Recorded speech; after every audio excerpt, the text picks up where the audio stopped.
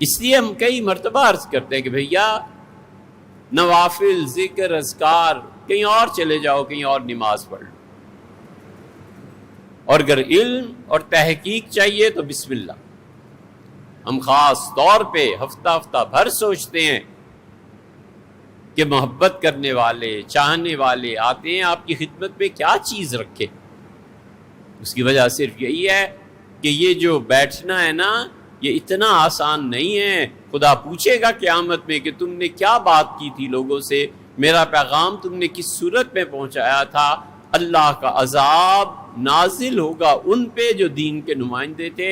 حضور صلی اللہ علیہ وسلم نے فرمایا 66 جہنم میں جائیں گے اور 33 جنت میں جائیں گے۔ اس لیے ممبر اور وعظ یہ کوئی آسان چیزیں نہیں ہیں، اگر کوئی اپنی ذمہ داری محسوس کرے تو۔ اس لیے اللہ تعالی نے بتلایا ہے کہ اس کا عذاب اب بدل گیا۔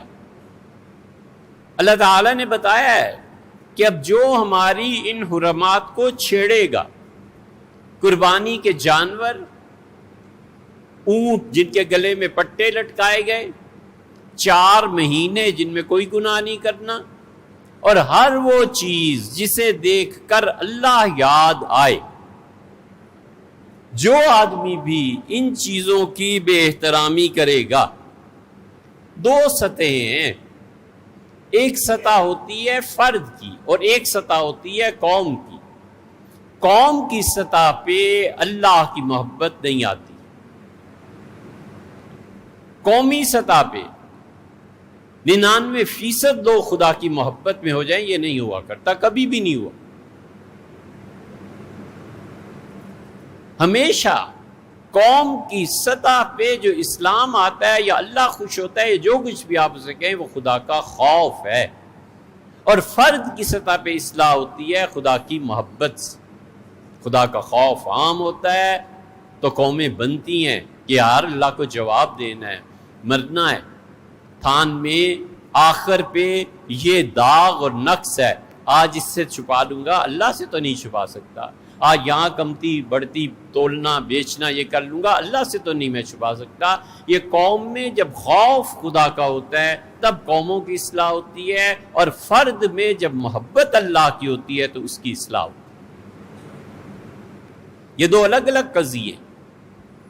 اللہ کا عذاب آتا ہے اور خدا کا عذاب اس طرح سے آتا ہے کہ پھر قومیں 2 چیزوں میں مبتلا ہو جاتی ہیں۔ وہ عذاب ختم ہوئے کہ بارش آ گئی اور آندھی آ گئی اور پتھر برسے، اللہ نے فرمایا اذاق اللہ لباس الجوع، یہ جس طرح تم کپڑے پہنتے ہو نا، جب کسی قوم کو ہم اب عذاب دیں گے تو لوگوں کپڑوں کی طرح ان کے جسم سے، ان کی روح سے چپک جائیں گی 2 چیزیں، لباس الجوع، بھوک، معیشت کی بربادی، بھوک اس قوم کو تباہ کر دے گی۔ لباس الجوع، ہم ان پہ فقر و فاقہ ایسے طاری کر دیں گے جیسے تم کپڑے پہنتے ہو، ان کے جسم کا حصہ بن جائے گی معاش کی تنگی۔ یہ معاش کی تنگی اب سے نہیں، آپ ہم سے بہتر جانتے ہیں، اس لیے کہ ہمارا ٹاپک نہیں، لیکن جب سے ہوش سنبھالا ہے اب تک جا کر ہر جگہ قرضہ، بھیک مانگنی۔ پرائم منسٹر نے کہا ہم بیٹھتے ہیں تو جب وہ دیکھتے ہیں ہمیں لوگ تو سمجھ جاتے ہیں کہ بھیک مانگنے پھر آ گئے۔ لباس الجوع، اللہ نے فرمایا ہم اس قوم کو عذاب دیتے ہیں اور بھوک اس پہ مسلط کر دیتے ہیں۔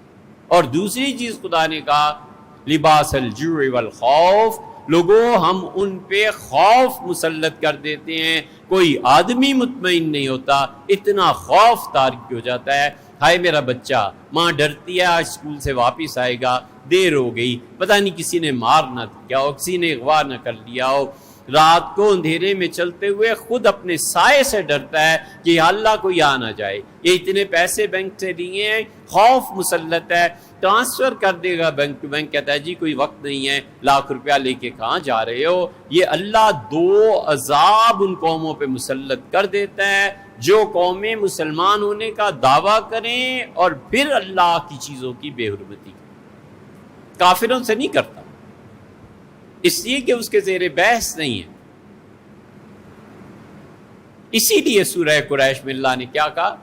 اللہ نے کہا ہے مکہ والو ایمان لاؤ، تم دیکھتے نہیں ہو رحلت الشتاء والصیف، سردیوں اور گرمیوں میں تمہارے دو قافلے جا کر انٹرنیشنل لیول پہ تجارت کرتے، عربوں کا سارا مال عمان میں آتا تھا، عربوں کا سارا مال مدینہ منورہ میں جگہ جگہ سٹال لگتے تھے، سارا سال وہ قافلہ گھومتا رہتا تھا اور وہ مال ہندوستان آتا تھا، یہاں سے چائنا اور پھر سلک روٹ کے ذریعے وہ یورپ پہنچتا تھا۔ اللہ نے کہا تم دیکھتے نہیں ہو ہم نے تمہارے ساتھ کتنا انعام کیا ہے، سال میں 2 قافلے تمہارے چلتے ہیں اور لدے پھندے دولت سے اور دراہم سے آتے ہیں۔ اور دوسرے کیا کہا؟ وَآمَنَهُمْ بِالْخَوْفِ، اللہ نے کہا ہم نے تمہیں بھوک سے پناہ دی، ہم نے تمہیں خوف سے پناہ دی۔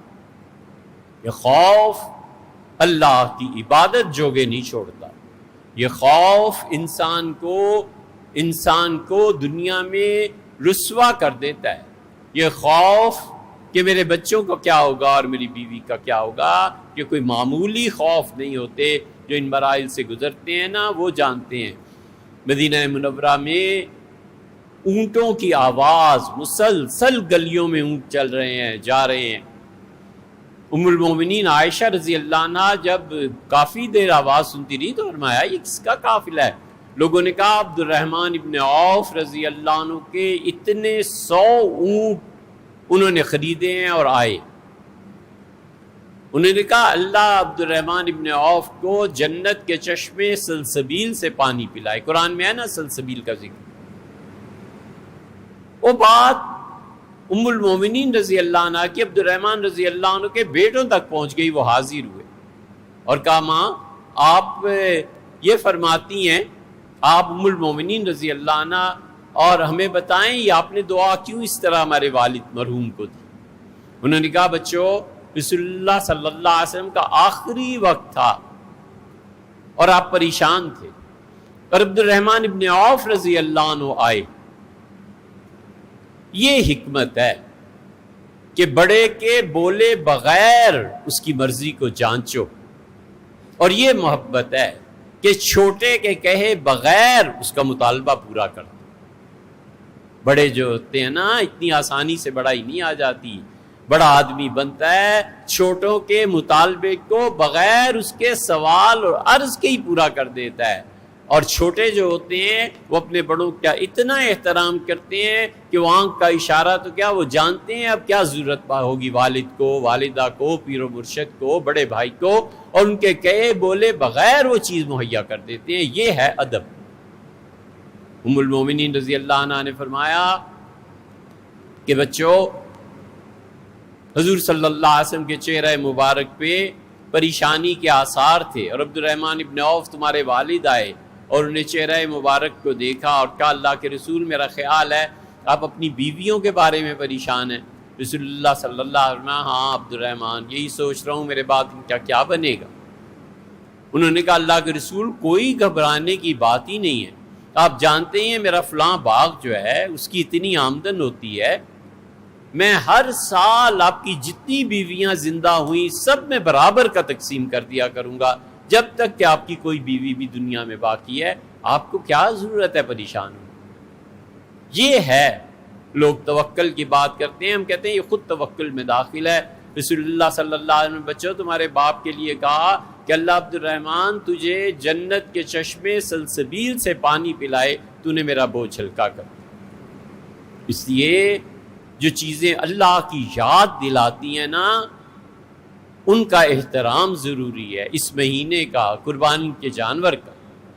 اور وہی چیز ہے کہ الحق کو محسوس، حق ہستی ہے، والخلق معقول، اور تمام کائنات وہم و خیال۔